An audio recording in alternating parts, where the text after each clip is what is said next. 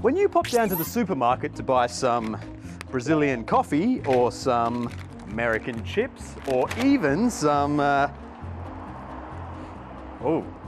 smelly French cheese, then you've enjoyed the benefits of something called international trade.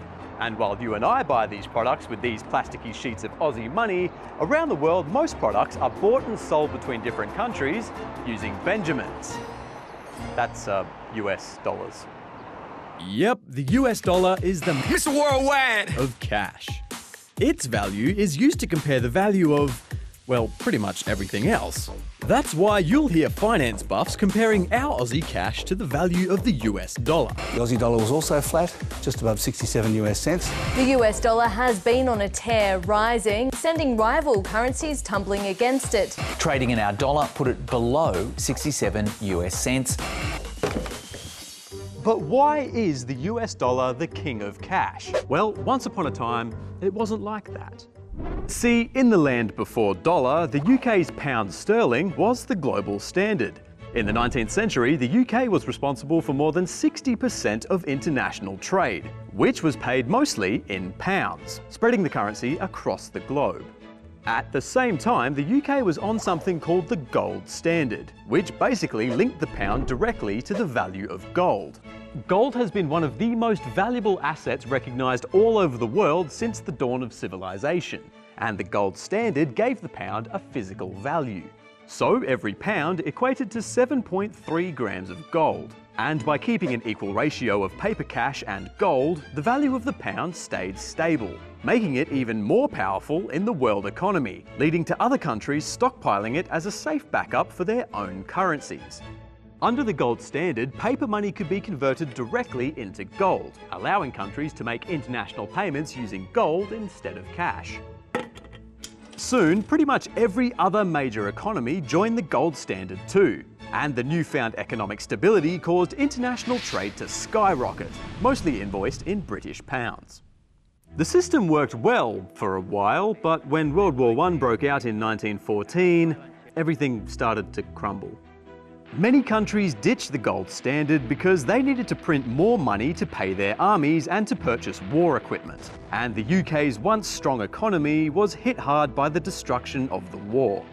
Other issues like the Great Depression and the Second World War eventually saw the pound lose its global influence and the gold standard die out. Except in the US.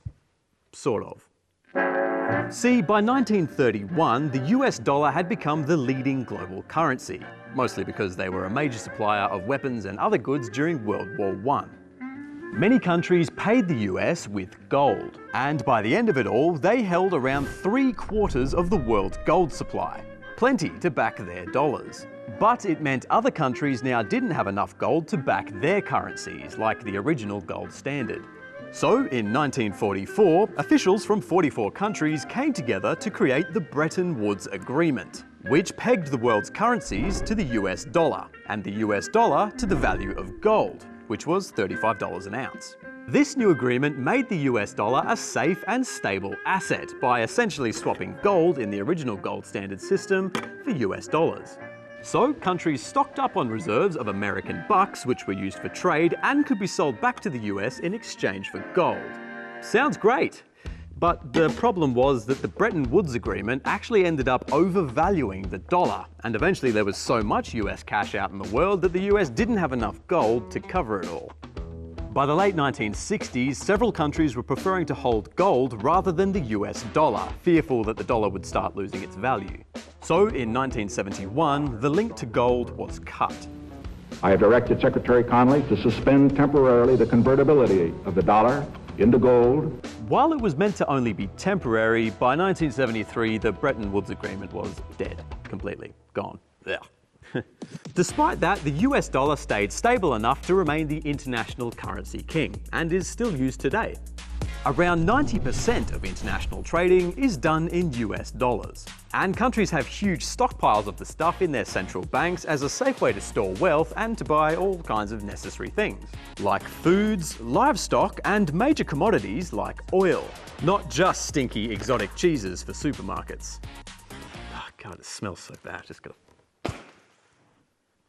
Recently though, there's been calls for the US dollar to be kicked off its perch in favour of a new currency. Spearheading that charge is BRICS. They're a group of these nations. And 25 other nations have recently expressed interest in joining in too. Some people reckon they want to de-dollarise as a way to strengthen their own local currencies and become more independent, but also to sidestep sanctions imposed by the US.